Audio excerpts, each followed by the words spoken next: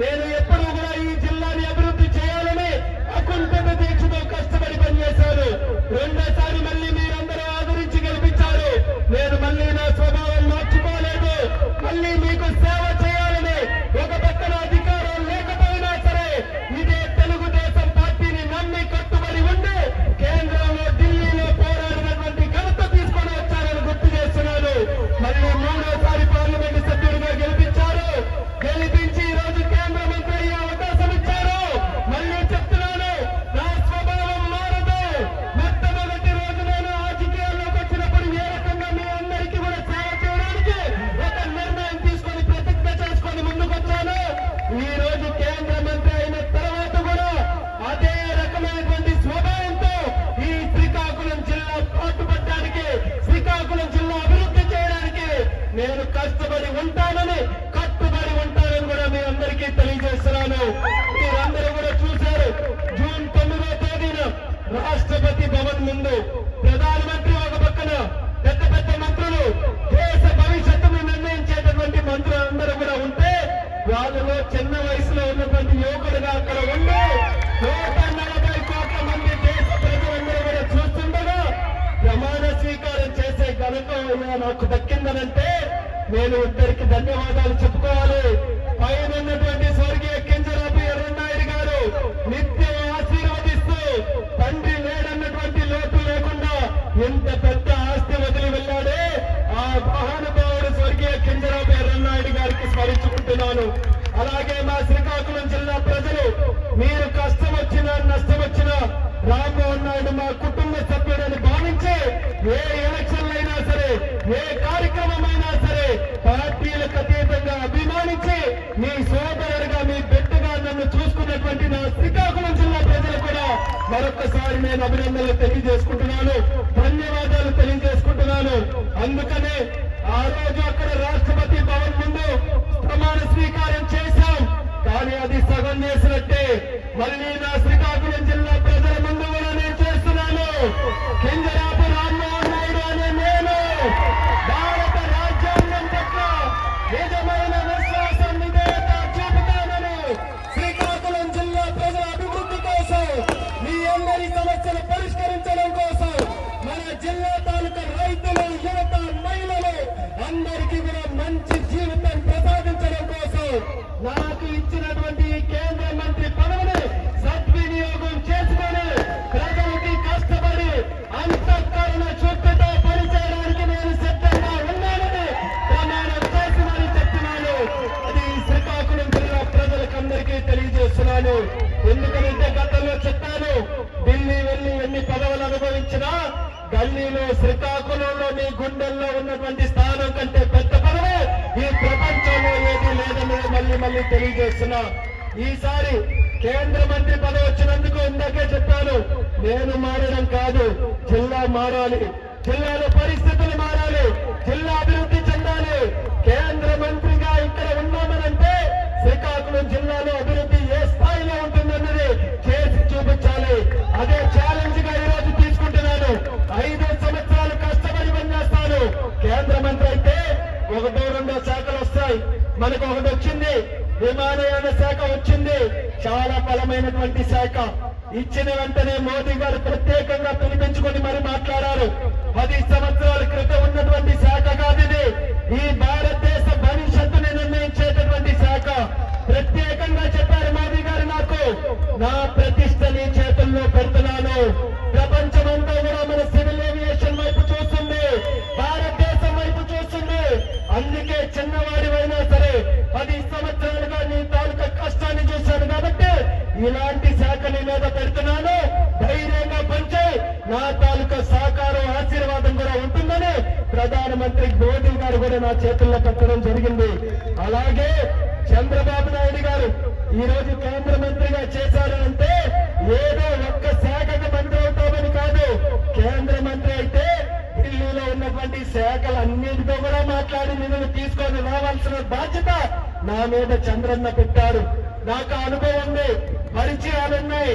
మోదీ గారి దగ్గర నుంచి ఈ రోజు సుమారు 72 మంది కేంద్ర మంత్రులు, సహాయ మంత్రులు ప్రమాణ స్వీకారం చేశారు. ప్రతి ఒక్కరితో కూడా మంచి పరిచయ సంబంధాలు పెట్టుకొని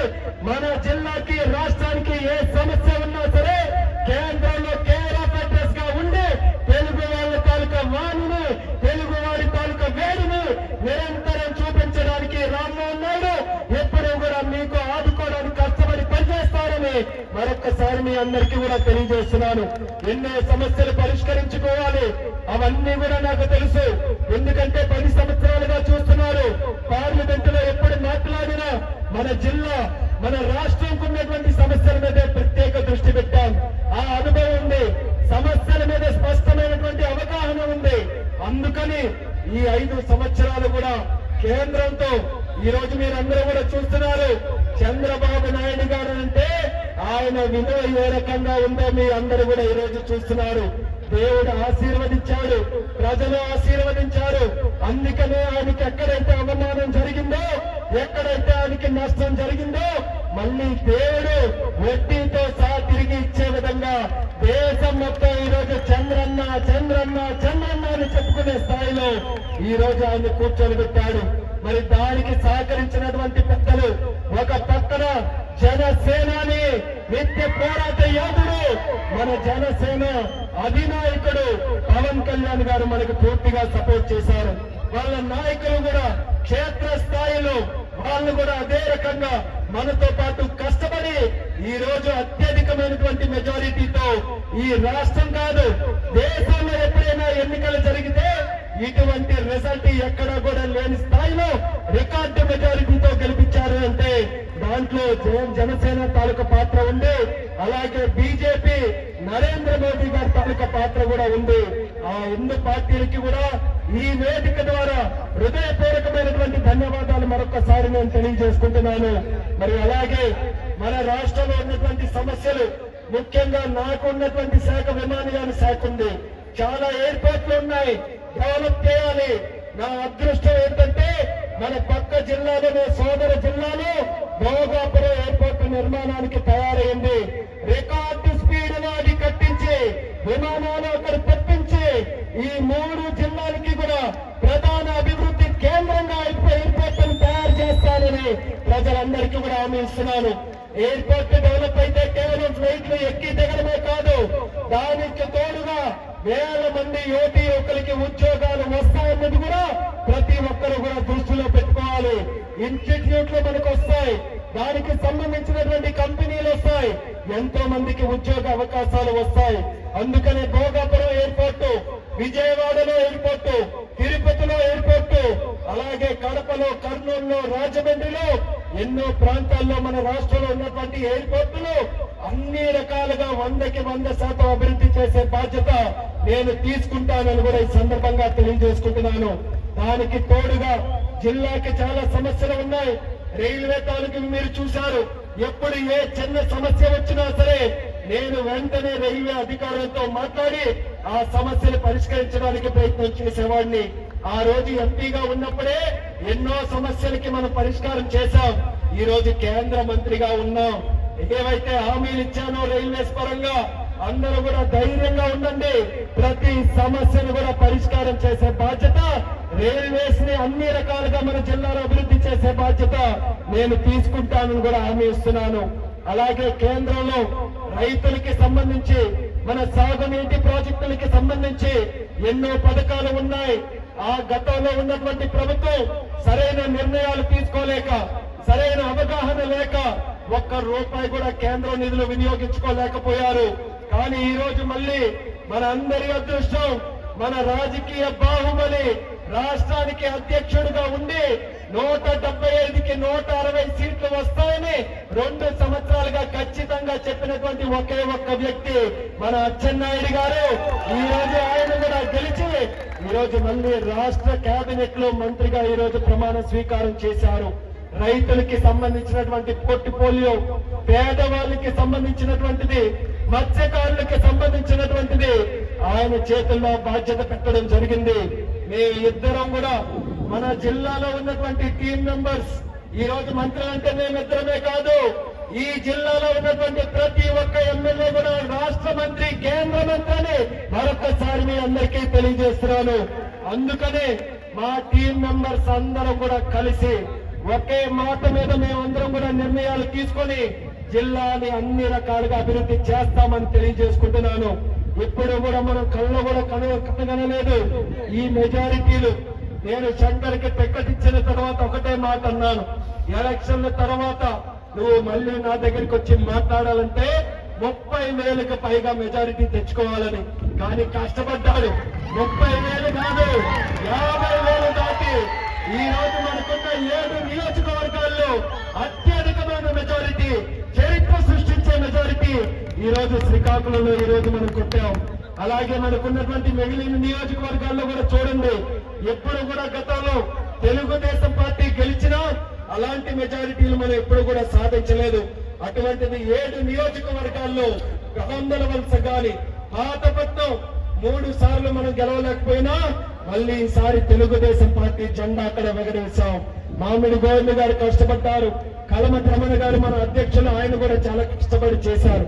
అంటే టీం వర్క్ చేస్తే ఎంతటి కష్టమైన పనైనా సాధ్యం చేసుకోవచ్చన్నది తెలుగుదేశం పార్టీ నాయకులు అందరం కూడా మీతో పాటు నిరూపించుకున్నాం. ఇక ఈ 5 సంవత్సరాలు మనం చేయాల్సింది అభివృద్ధి చేయాలి. గత ప్రభుత్వం రాక్షసత్వంతో వ్యవహరించింది, కానీ మాకు అలాంటి మనసు ఎప్పుడు కూడా లేదు.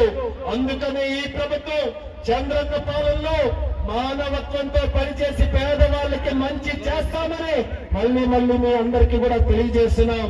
కాకపోతే ఎవరైతే తప్పులు చేశారో, ఎవరైతే చిత్రహింసలు పెట్టారో వాళ్ళకి బ్రహ్మదేవుడు కూడా కాపాడలేడన్నది కూడా తెలియజేస్తున్నాను. అది నా మాట కాదు, అది చంద్రన్న మాట. ఆయనే ఎంత కష్టపడ్డాడో మీరందరూ కూడా చూశారు, ఎంత ఇబ్బంది పడ్డాడో మీరందరూ చూశారు. అటువంటి నిప్పులాగా బ్రతికినటువంటి నాయకుడికి సుమారు 56 రోజులు జైల్లో పెట్టారు. ఆ కష్టం నేను ప్రత్యక్షంగా చూశాను. ఆ రోజు ఆయన బిడ్డగా లోకేష్ అన్న రాష్ట్రంలో పాదయాత్ర చేస్తుంటే ఒక పక్కన తండ్రి అరెస్ట్ అయ్యాడు, మరొక పక్కన రాష్ట్రంలో ప్రజలకి కష్టం వచ్చినప్పుడు పాదయాత్ర చేస్తూ ముందుకెళ్తే ఇటు పాదయాత్ర చేయలేడు, అటు నాన్నతో తోడుగా ఉండలేడు. ఢిల్లీ వచ్చాడు పెద్దలతో మాట్లాడడానికి, మీడియాతో మాట్లాడడానికి, దేశానికి అన్యాయం జరిగినటువంటిది తెలియజేయాలని లోకేష్ అన్న గారు ఉంటే ఆయనకి తోడుగా నేను కూడా ఉండి ఆ కుటుంబం పడినటువంటి బాధ, ఆ కుటుంబం పడినటువంటి ఆవేదన, భువనేశ్వరమ్మ గారు పడినటువంటి ఆ బాధ అవన్నీ కూడా కల్లారా చూసిన తర్వాత ఈ రోజు దేవుడు ఈ రకమైనటువంటి రిజల్ట్ ఇచ్చింది చంద్రబాబు నాయుడు గారికి న్యాయం చేయడానికేమో అన్నదిగా ఈ రోజు నేను భావిస్తున్నాను. అందుకని చంద్రన్నకి న్యాయం జరిగింది, కానీ కార్యకర్తలకి ఇంకా న్యాయం జరగాలి. ఆ కార్యకర్తలకి న్యాయం చేయడానికే చంద్రన్న ఈ రోజు అన్ని రకాలుగా కార్యక్రమాలు చేస్తున్నాడు. ఆయన అడుగు జాడల్లో మేము కూడా నడుస్తాం. కానీ ఊరికే కక్ష పెట్టుకునే రాజకీయాలు మాత్రం ఎప్పుడు కూడా మేము చేయమన్న హామీ కూడా ప్రజలందరికీ కూడా ఇస్తున్నాం. మాకు కావాల్సింది అభివృద్ధి కావాలి. మేము ఎప్పుడు కూడా ఎర్రన్నాయుడు గారి దగ్గర నేర్చుకున్నటువంటి రాజకీయాలు, మనం ఎప్పుడైనా పదవిలో ఉంటే 10 మంది మేము చేసినటువంటి మంచి గురించి మాట్లాడాలి తప్ప ఎవరు మేము ఏదో చెడు చేశామన్నటువంటి భావన ఏ ఒక్కరికి కూడా ఉండకూడదని ఆ ఎర్రన్నాయుడు గారు మాకు నేర్పించినటువంటి రాజకీయం, ఆ అడుగు జాడల్లోనే మేము నిరంతరం కూడా నడిచి ఈ జిల్లాకి అన్ని విధాలుగా మంచి చేసే కార్యక్రమాలు తీసుకొని వస్తామని మళ్ళీ మీ అందరికీ కూడా తెలియజేసుకుంటున్నాం. ఇది ఇంకా మొట్టమొదటి వారం, 2వ వారంలో ఇంకా అడుగు పెట్టాం.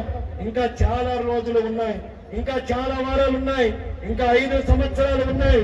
ఈ 5 సంవత్సరాలు ఇదే రకమైనటువంటి ఆశీర్వాదం, ఇదే రకమైనటువంటి అభిమానం మా మీద ఎల్లప్పుడూ కూడా ఉంచండి మా జిల్లా ప్రజలకి, తెలుగుదేశం, జనసేన, బీజేపీ నాయకులు, కార్యకర్తలకి అందరికీ కూడా మరొకసారి సందర్భంగా తెలియజేసుకుంటూ మరి బాబాయ్ అచ్చెన్నాయుడు గారు కూడా మంత్రి పదవి ఇచ్చేసినందుకు ఆయనకి కూడా ప్రత్యేకంగా ధన్యవాదాలు ఆయన కూడా తెలియజేసుకుంటున్నాను.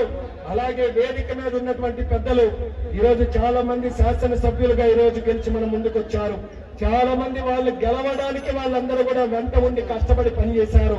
వాళ్ళందరికీ కూడా మరొకసారి నా ధన్యవాదాలు తెలియజేసుకుంటూ ఈ రోజు మేము కూర్చున్నటువంటి పదవులు, మా స్థానాలు మా ఒక్కరివే కాదు, అందులో హక్కు మీ అందరికీ కూడా ఉందని మరి చెప్తున్నాను.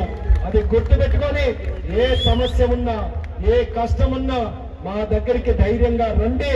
మీ సమస్యని పరిష్కరించే బాధ్యత ఎప్పుడు కూడా మేము తీసుకుంటామని మీ అందరికీ కూడా తెలియజేసుకుంటూ ఇంత చక్కగా కార్యక్రమం ఏర్పాటు చేసినటువంటి గుండు శంకర్ గారికి, వాళ్ళ టీం మెంబర్స్ కి అందరికీ కూడా, పట్టణ పార్టీకి అందరికీ మరొకసారి నా ధన్యవాదాలు తెలియజేసుకుంటూ ఈ రోజు కార్యక్రమం చూశారు. ఎటు చూసినా సరే ఊపిరి పీల్చడానికి కూడా గాలి ఆడట్లేదు. అంత రకంగా ఇసుకేస్తే రాళ్ళటువంటి జనం ఈ రోజు వచ్చారు. మరి ఇలాంటి కార్యక్రమం చేసినప్పుడు ఎక్కడైనా ఎవరికైనా ఒకరిద్దరికి కొంత ఇబ్బంది కలగవచ్చు. కొన్ని రకాలైనటువంటి పరిస్థితుల్లో వాళ్ళు అనుకోవచ్చు, అయ్యో ఎందుకు నాకు ఇలాగ అయిందని. అలాంటి పరిస్థితులు, అలాంటి అనుభవం, అలాంటి భావం ఎవరికైనా ఉంటే మాత్రం మన్నించమని మీ అందరికీ కూడా ఈ సందర్భంగా కోరుకుంటున్నాను. మన కార్యక్రమం ఇది, అభిమానంతో మనం అందరం వచ్చాం. అందరూ ఒకసారి వచ్చినప్పుడు అక్కడక్కడ ఏదైనా పొరపాట్లు జరగచ్చు, ఏవైనా చిన్న చిన్న సంఘటనలు జరగచ్చు. అలాంటివేవి మనసులో పెట్టుకోకుండా ఎంత ఆనందంగా వచ్చారో అంతే ఆనందంతో మీరందరూ కూడా తిరిగి వెళ్ళాలని మళ్ళీ సందర్భంగా కోరుకుంటూ మీ అందరికీ కూడా మా పాదాభివందనాలు తెలియజేసుకుంటూ మీ అందరి దగ్గర సెలవు తీసుకుంటున్నాను. మరిన్ని వీడియోస్ కోసం ఛానల్ ని సబ్స్క్రైబ్ చేయండి, లేటెస్ట్ అప్డేట్స్ కోసం వాట్సాప్ ఛానల్ ని ఫాలో చేయండి అండ్ లింక్ డిస్క్రిప్షన్ లో ఉంది.